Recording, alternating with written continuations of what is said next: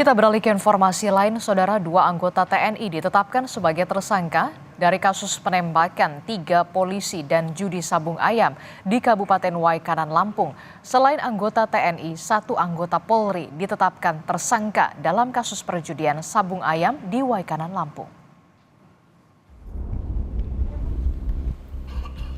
Dua anggota TNI, Kopda B dan Peltu YHL, ditetapkan sebagai tersangka terkait kasus penembakan 3 polisi dan judi sabung ayam di Kabupaten Waikanan, Lampung. Kopda B menjadi satu-satunya tersangka kasus penembakan polisi dan dijerat pasal tentang pembunuhan berencana. Kopda B juga disangkakan Undang-Undang Darurat tentang kepemilikan senjata pabrikan tetapi non-organik. Sementara Peltu YHL disangkakan pasal tentang perjudian. Penetapan kedua tersangka dilakukan berdasarkan hasil investigasi tim gabungan. Kopda B itu disangkakan pasal 340 dengan Bionto 338. Sementara untuk tersangka Peltu YHL itu adalah laporan polisinya disangkakan di pasal 303 KUHP. Namun untuk Kopda B karena memiliki senjata pabrikan tetapi bukan organik, saya katakan itu akan kita lakukan undang-undang darurat juga. 1 anggota Polri, yakni Bribda KS, juga ditetapkan sebagai tersangka dalam kasus perjudian sabung ayam di Waikanan, Lampung. Tersangka merupakan anggota Brimob Polda Sumatera Selatan, saat ini sudah ditahan di Polda Lampung.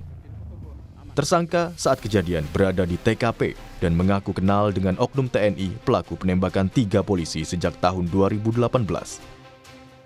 Tersangka juga terbukti terlibat dalam promosi dan ikut bermain judi sabung ayam.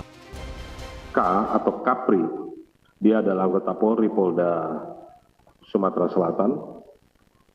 Dia berada di TKP, kenal dengan pelaku sejak 2018, kemudian dia datang karena ada invitation dan satu jejak digital di mana dia juga mengupload, membuat video ajakan. Dia juga suka bermain sabung ayam dan lain sebagainya, sehingga kepadanya kita tetapkan sebagai tersangka dan ini sudah ditahan. Keluarga 3 polisi yang menjadi korban penembakan saat gerbek judi sabung ayam di Lampung meminta keadilan agar pelaku mendapatkan hukuman setimpal. Sabila, anak Kapolsek Negara Batin, AKP Anumerta Lucianto, mendesak agar kasus penembakan yang menewaskan ayahnya dapat segera terungkap. Saya mau keadilan yang seadil-adilnya untuk ayah saya. Ayah saya sudah meninggal, masih difitnah, Pak. Fitnah soal apa? Soal setoran, apapun itu. Saya tidak peduli hal itu, Pak. Saya cuma mau keadilan buat ayah saya, Pak. Saat ini, proses hukum terhadap pelaku terus dilakukan.